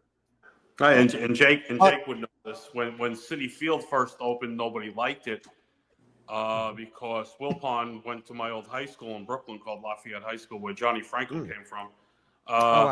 Reminded everybody of the old Ebbets Field in Brooklyn, and they only had displayed Brooklyn Dodger stuff in the rotunda, and a lot of people were pissed off and let their voices be heard, and it's changed. And it's a nice stadium. I remember when it first opened, working there, and the whole what's that restaurant in center field? Shake Shack. Shake Shack. Yes. The line for Shake Shack there is oh my god, dude, it's ridiculous. Totally insane. They threw Ron Darling out there, I think the first time the stadium opened, or it was Keith Hernandez, to wait on that line. They couldn't believe the sight there. It was nuts. Yeah, I used to I love Shake Shack. Like when I was younger and I would go to Mets games, I'd be like, Dad, let's go with Shake Shack. He'd be like, dude, we're gonna miss the whole game. Yeah, we're gonna miss it's true. He said we're waiting all 9 innings. Exactly. But the point is make the fans happy. Have more generational fans come, like our family, like our kids. If we have, like I do, or when you guys get married and have kids, you want to celebrate. I'll be honest with you, I do not like the new Yankee Stadium at all. Old school. And when you went to the old stadium, you felt the ghost in that one. This one, you don't feel anything. So it's like, I don't know. Right. But if the Yankees do find the winning formula again, maybe history can be made. Actually, guys, I did go to one of the last games at Yankee Stadium. It was against the White Sox, and just the history of that park. I mean, seeing it on TV as many times as I did, and just to be there. Yeah. It was against the White Sox, and I actually I was sitting in left field, and I screamed out Cracker Jacks, and the vendor chucked a bag of Cracker Jacks. I caught it That's with my left great. hand, and I'm like, yeah, this is Yankee Stadium. I mean, this is baseball. This is the history of the game. Did you go outside where all the sporting, like Stan Sports World owns basically everything out there under the L, and probably the only place, and I had mentioned this in Philly when I worked at the Philly games and working in the team stores, like the Yankees sell opposing teams' jersey. Like if your Blue Jays are there, you could go into one of their sports stores. You could get a Vlad Guerrero or a Bichette jersey, and You're kidding. Where opposed to they got everybody there, like the big name player. Now, I said to the people in Philly, I was like, "You wanted to make money here." And somebody must have heard me, because when the Dodgers were in town finally, they made a shirt with Ohtani and Bryce Harper on it together. Okay. So, okay, like a T-shirt. Okay, yeah, gotcha. So somebody's listening, but even at Madison Square Garden, if Jake remembers, they used to be, before they redesigned it, that one right in the lobby was this big sports store with all hockey and baseball jerseys. They had everybody there, any opposing player's jersey and stuff. So it's like, if team like Ohtani, you sell his jersey somewhere, cha-ching, Judge, boom, Soto on the Mets or Alonso. So it's all about marketing and networking. Network like we're doing now, networking. It's the key to get out there to say, hey, I had a great time with this guy, Randy. You got to listen to this, and vice versa. You got to listen to Jake on here, and Maddie on here, and me on here. It's all about networking, and that's the key for guys like us to reach the masses and have them enjoy us. It's almost the same thing. I echo your sentiments. You never know who's listening, and you never know who'd be able to extend their hand. And right, to go out there, guys. No, Sal's 100% correct. I did want to ask very quickly. I mean, we did touch on expansion. Sal, you commented on whether Montreal or should get a team or not. We had a brief touch up on that. Jake, Matt. Jake, why don't we start with you? With regards to expansion, is it possible that Major League Baseball will get to 32 teams? Do you think that it is ripe for the taking, that there are a couple of cities out there that can host and have a Major League Baseball team? If so, who do you think? If they're going to do it, we mentioned earlier Vancouver. That would probably make sense. We should probably put another team in Canada. I've heard Salt Lake City and Utah thrown around. I feel like I've heard that thrown around for in hockey too. I don't know how I feel about that one. Utah's just, this is just kind of an odd place for anything. I feel like I've heard from the Utah Jazz that the fans over there are just really, they say some vile stuff. I mean, there's a lot of really kooky characters over there. A lot of Mormons, obviously. They're a kooky group. I don't see why we need to expand in baseball. We have 30 teams. They're bringing crazy. They brought in like $22 billion in revenue like a year ago. I don't understand why we need expansion. Like I remember. Maybe it was The Athletic. They put out like a realignment idea. I almost threw up in my own mouth looking at it. It was the stupidest thing I've ever seen.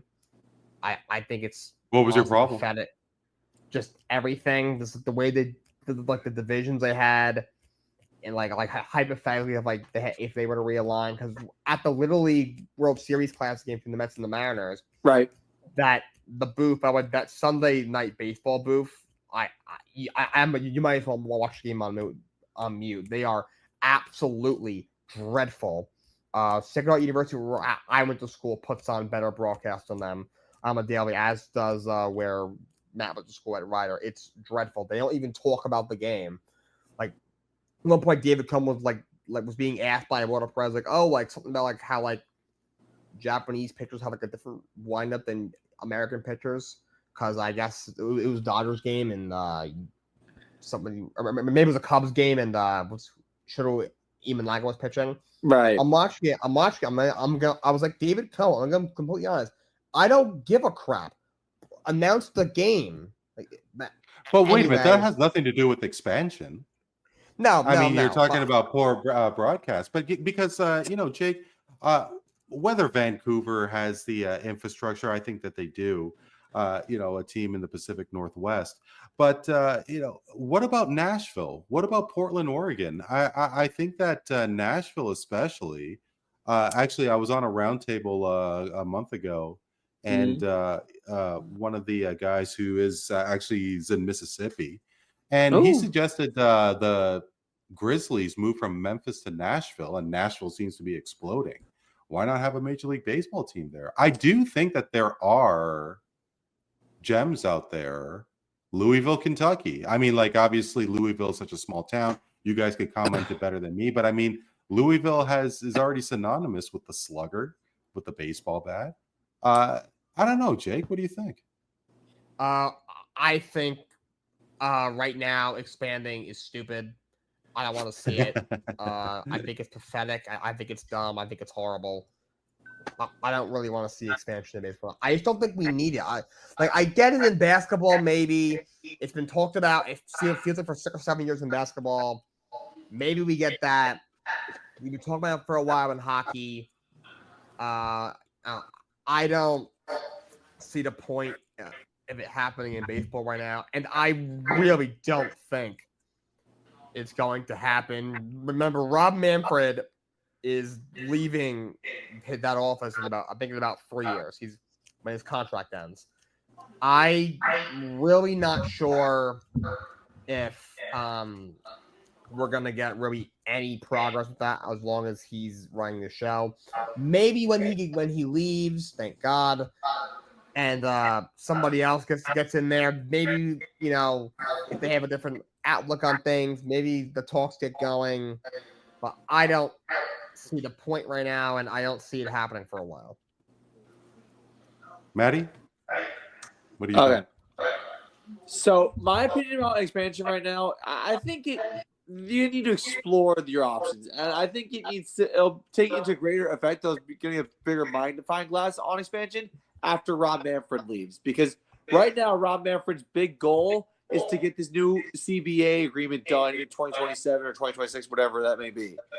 And my thing with expansion is there's 4 locations: Salt Lake City, Utah, Portland, Oregon, Nashville, Tennessee, and Charlotte, North Carolina. Sal would know this because on a previous episode years ago, we had a businessman from Charlotte, North Carolina on, and they were talking about, and that guy talked about, how Charlotte, North Carolina, they have spring training down there, that it could be a possible avenue to get a major league team down there in Charlotte. And I think that North Carolina is known for baseball. I think that Nashville, Tennessee, same with baseball. The Volunteers of Tennessee, they won the national championship not too long ago.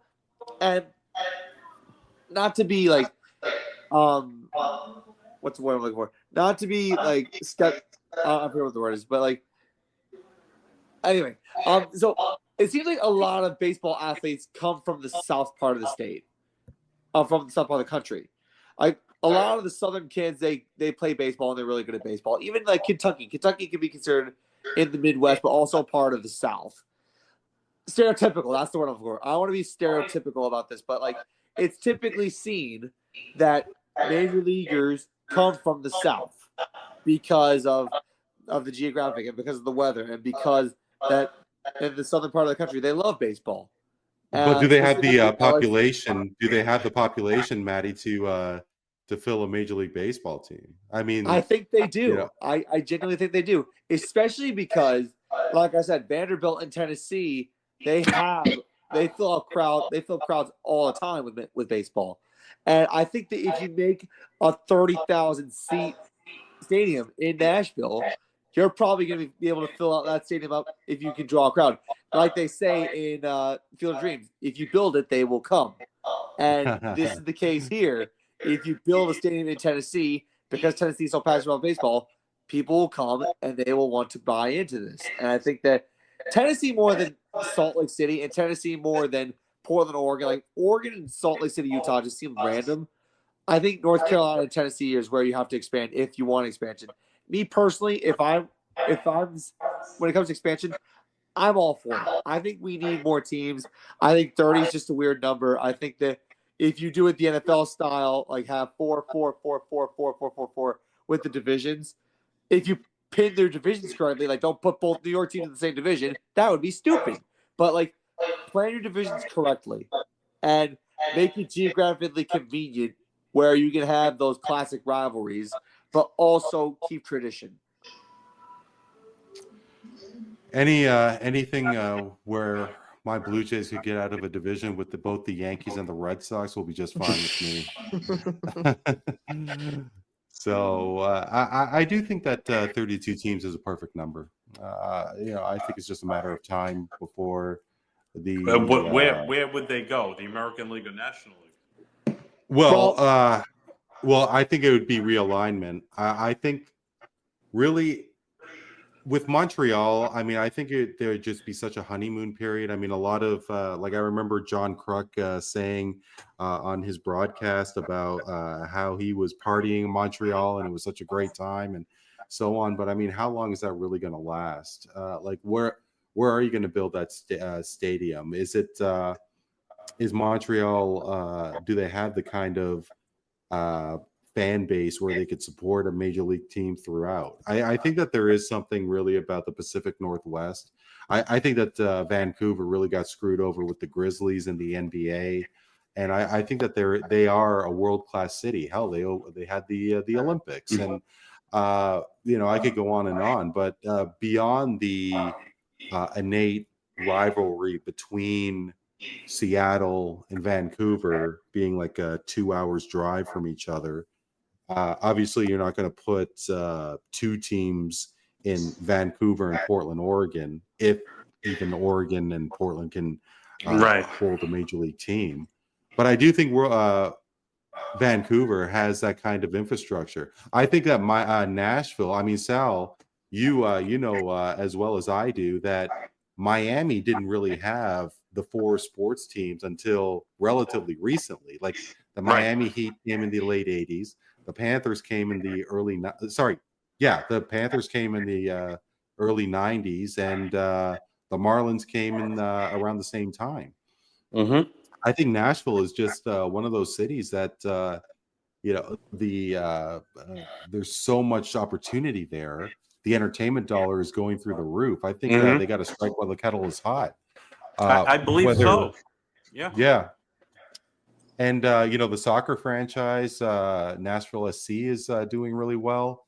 I could go on and on. But it's crazy you're saying that about soccer because we work the Philadelphia Union games. And those games in Chester, PA sell out all the time. Sure. And it's a crazy fan base there, especially when we had Messi come into town. You want to talk traffic? Woohoo! Oh my goodness, of course. I mean, he's just printing money wherever he goes for MLS. Yeah.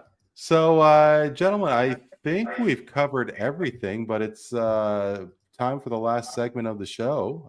Sal, I don't know what you're going to get yourself into, but it is called Straight Facts, Bro. Relax.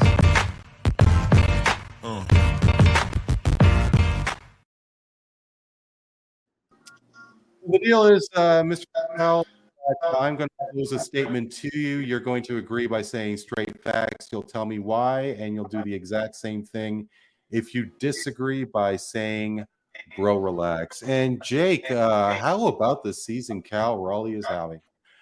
Here is a guy who, I don't know if coming out of nowhere is the right term, but he is threatening to have one of those kinds of he is threatening to have an MVP season. I mean, to be a catcher, to flirt with 50 home runs. It's just a matter of time of him getting it.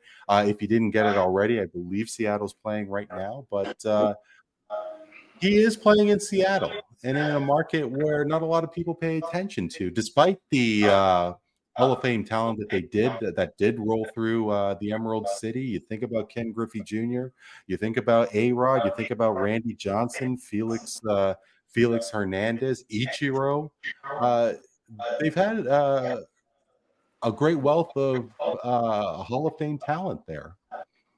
But is Cal Raleigh going to be one of those guys where his legacy will remain in Seattle? His contract will conclude at the 2030 season. Cal Raleigh will play for a new team when his contract ends at the end of his contract after the 2030 season. Straight facts, bro. Relax. I'm going to say straight facts. Seattle, they're a good team. I like them a lot. There's another Matt that has been on the show before. That's in the Discord. He loves Seattle in the Armchair Discord. And I'm kind of with him. That's a really well put together team. I think they could do some damage this year, but just look at it's not a fun place to play. It's just so cloudy every day. It's the reason people are so unhappy just overall in Seattle. And Felix Hernandez, one of the best starting pitchers of his generation. I'm not sure if he ever pitched in the playoffs one time. Ichiro, one of the best hitters in the history of the league. He had more success as a bench player on the Yankees than he did all those years in Seattle. He even played well for the Marlins at the end of his career in front of nobody. You talk about A-Rod. As soon as he could get out of there, he was gone. Ken Griffey, one of the greatest players ever, one of the greatest center fielders ever. Didn't finish his career there. He at least got close. He was on that 2001 team, lost to the Yankees. But I just don't think they're gonna. This guy, he already is at 50 homers. We're not even in September yet, and he's the first catcher ever with 50 bombs. So 60 bombs is not out of the question for that guy. He's having an incredible year. I think there's a case for him to an MVP. So look, that's 5 years away. That's 4 or 5 years away. A lot can happen in 4 or 5 years. But if he's still an elite level player, I don't think Seattle's going to pony up the money to sign him. And if he's smart, I think he's going to look at a lot of these guys that either had better success and really made an impact when they left, and the ones who didn't leave, although they're legends in Seattle, they'll never be recognized as MLB legends because they just suffered on a mediocre team for a long time. They made the playoffs once in the last 25 years. So they have a nice young core with Julio Rodriguez and company over there. A lot of good pitching, but right. I'll say, if I'm a betting man, I'll say he leaves. You do have to think that one of the difficulties for playing in Seattle is the travel, because they are just so isolated from the rest of Major League Baseball. Gentlemen, feel free to chime in. Do you think that Cal Raleigh is going to leave as well? No. I don't believe so. I think that when you're a catcher in Major League Baseball and you hit 50 home runs, which has never been done before, especially because Seattle has a lot of great players. It's not even just Cal Raleigh. They also have Julio Rodriguez. They got Randy Rosarena. They just got Josh Naylor and Eugenio Suarez at the deadline. This is a very fun offensive baseball team. And I think losing Cal Raleigh would be a blow to their identity. And I think they don't want to lose him. They're going to put the franchise tag on him. Yeah.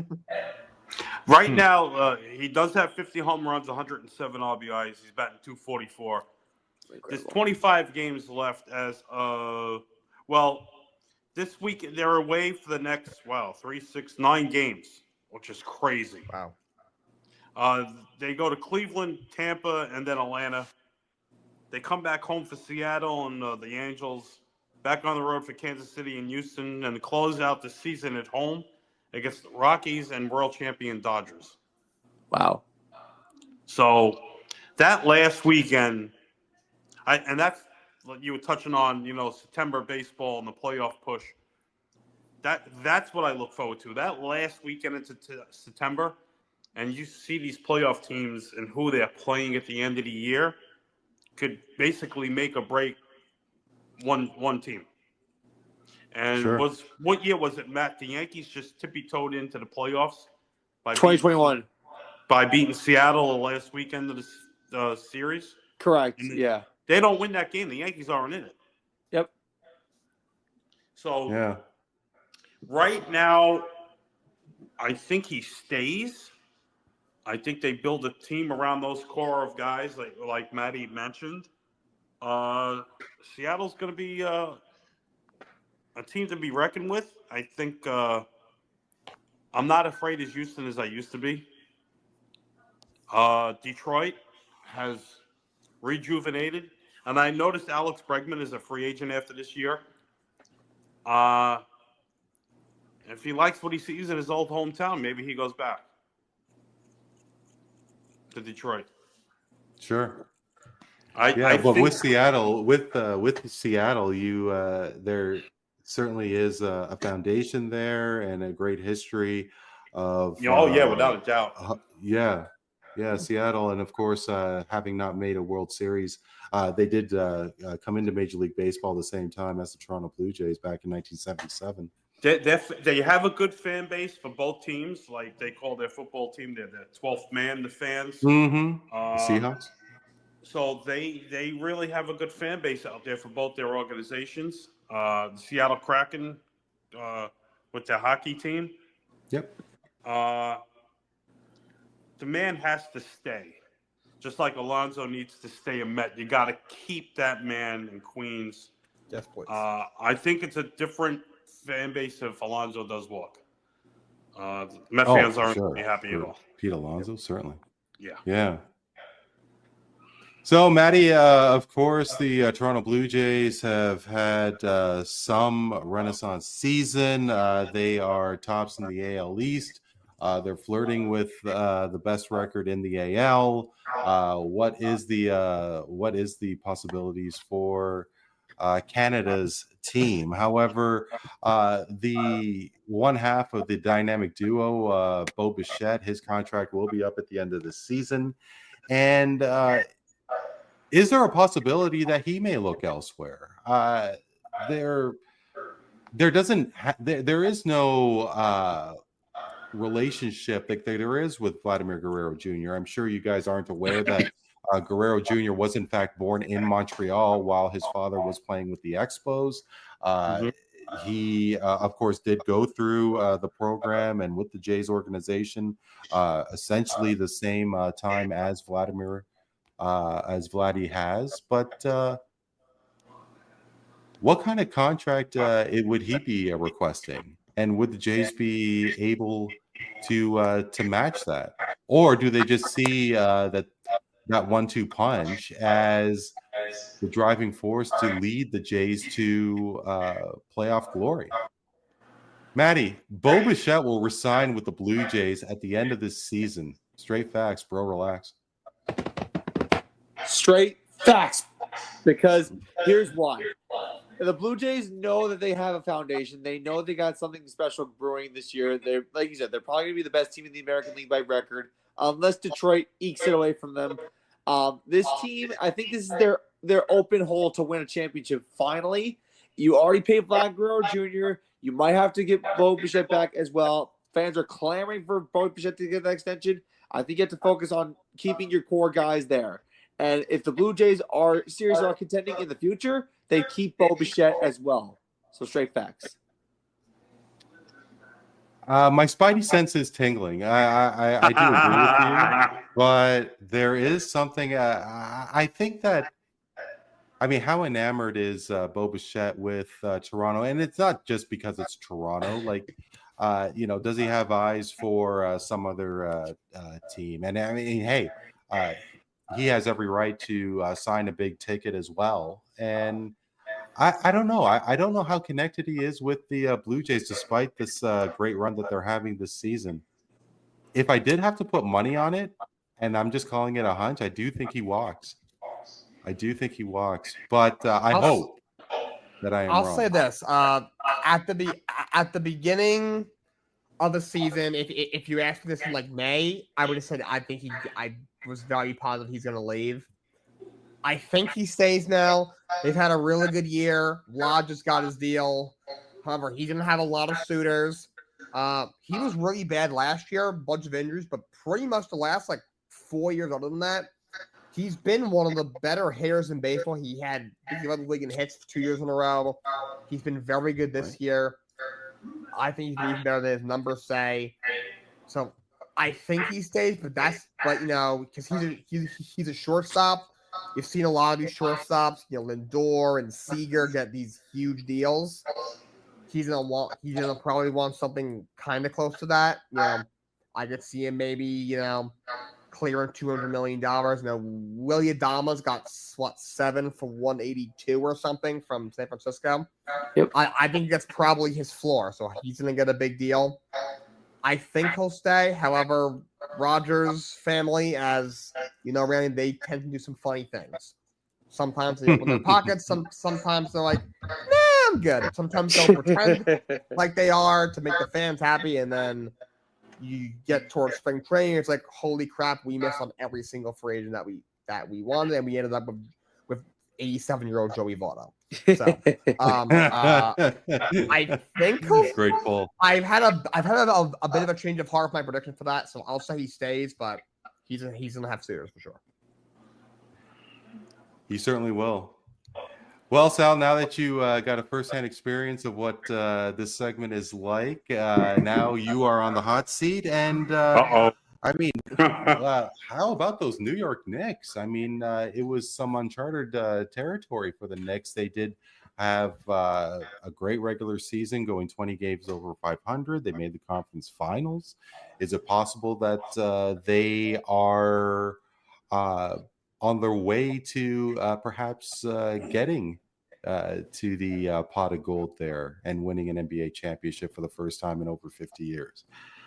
But the New York Yankees are still the New York Yankees. I mean, of course, this latest where they stubbed their toe and the world seems to be falling apart is what it is. But I mean, they still have. I mean, what is Garrett Cole going to be next year? I mean, is he officially done? I mean, is it just a snap of a finger and they're going to get some free agents and get some new blood? Could they get back to the promised land? I mean, hey, October wasn't that long ago when the Yankees made the World Series.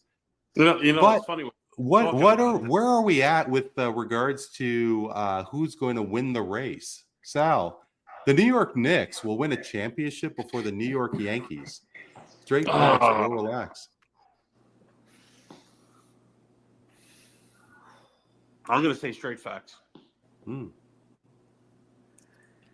do you say that? I see Matt looking at me like I'm crazy. The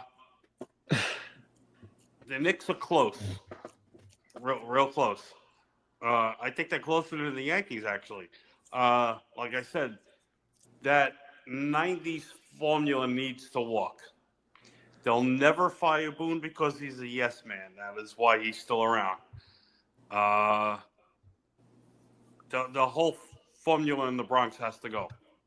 The whole Hal Steinbrenner. I was reading something that the daughter might be taking over the team. So Boone has to go. Cashman's got to go. Like I said, that 90s formula is out the window. Do we keep Cody Bellinger? Are we going to have question marks again? We need a pitching staff. Clay Holmes went to the Mets. He's doing great for them. The guys that they traded and got rid of, it didn't make sense. I was just looking at last year's win-loss record. They're basically the same team as last year. That's why is that a bad thing? I mean, they made the World Series. They did. But look at the teams that weren't hanging with them and then dropped out. Toronto improved. Boston improved. All we had to worry about last year was Baltimore. Baltimore just completely ran off the tracks. I was more worried about, like I said, with Toronto and Baltimore. I wasn't thinking Boston at all in the beginning of the year. The Yankees need a lot of improvement.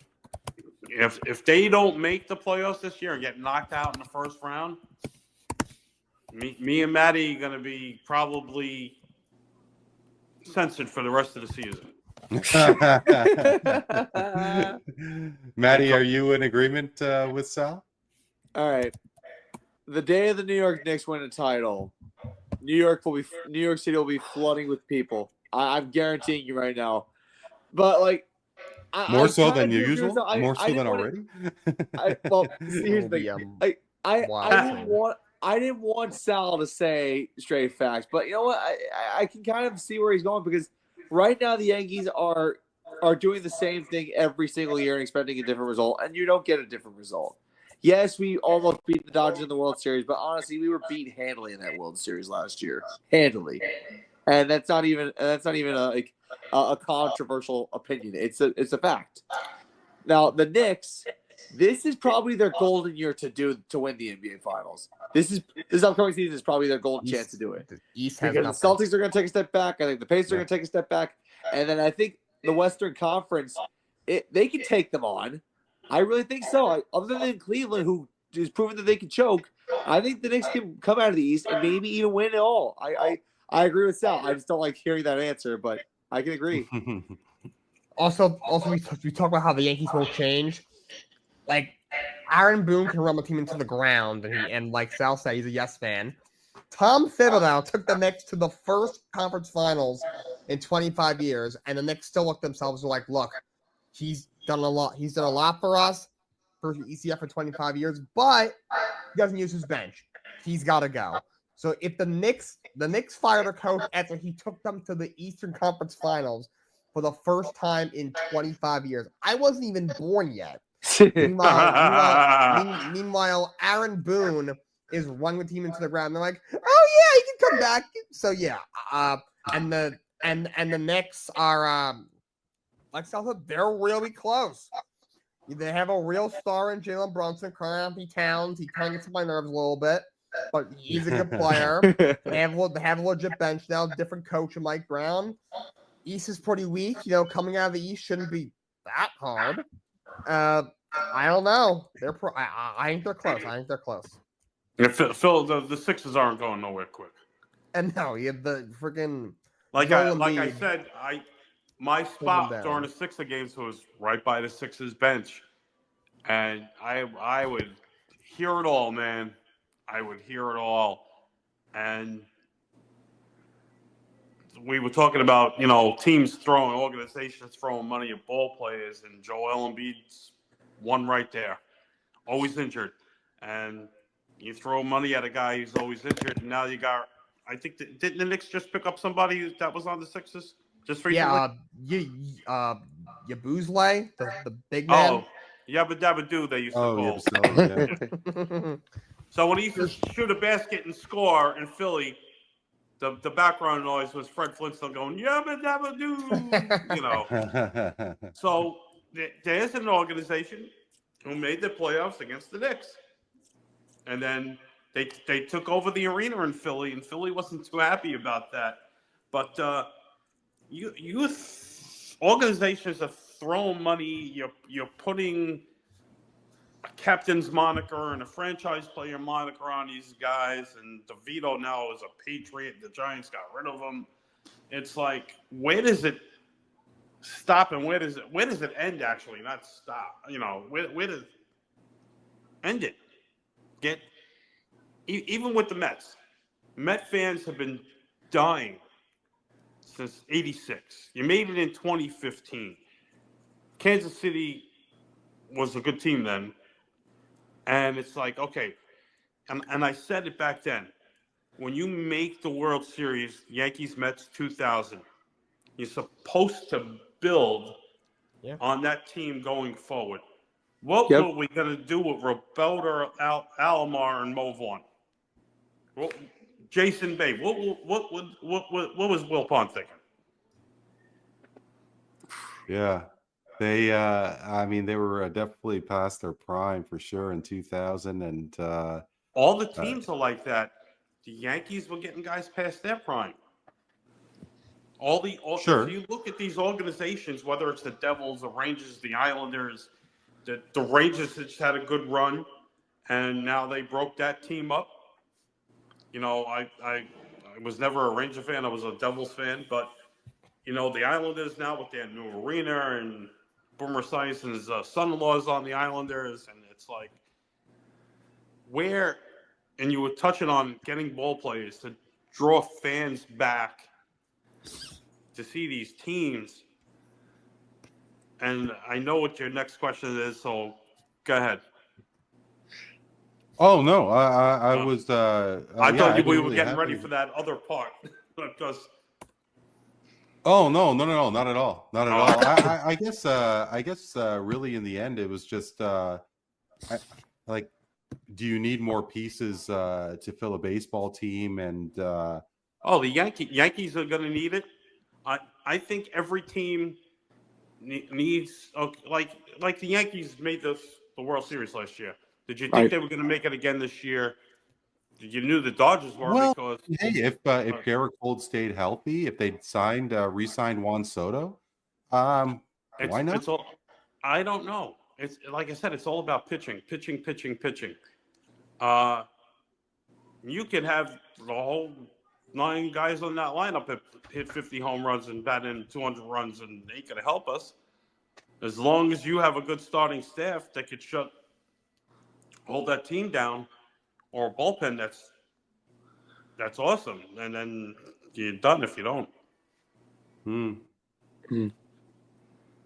Yeah. And hey, I'm not counting the Yankees out yet, as much as I'd really love to, because anything could happen with playoff baseball around the corner. Guys, thank you so much, Sal. It's a real pleasure to meet you. Sal, I'd be remiss if- I would actually love to do this again, man. Hey, my pleasure. A lot of fun. My pleasure. I'm sure there's going to be a few storylines come end of October. And if you like, please, where can people find you on social media and everywhere? We have our Facebook page, Talking Baseball with Sal and Angioletti. You can find us on Facebook.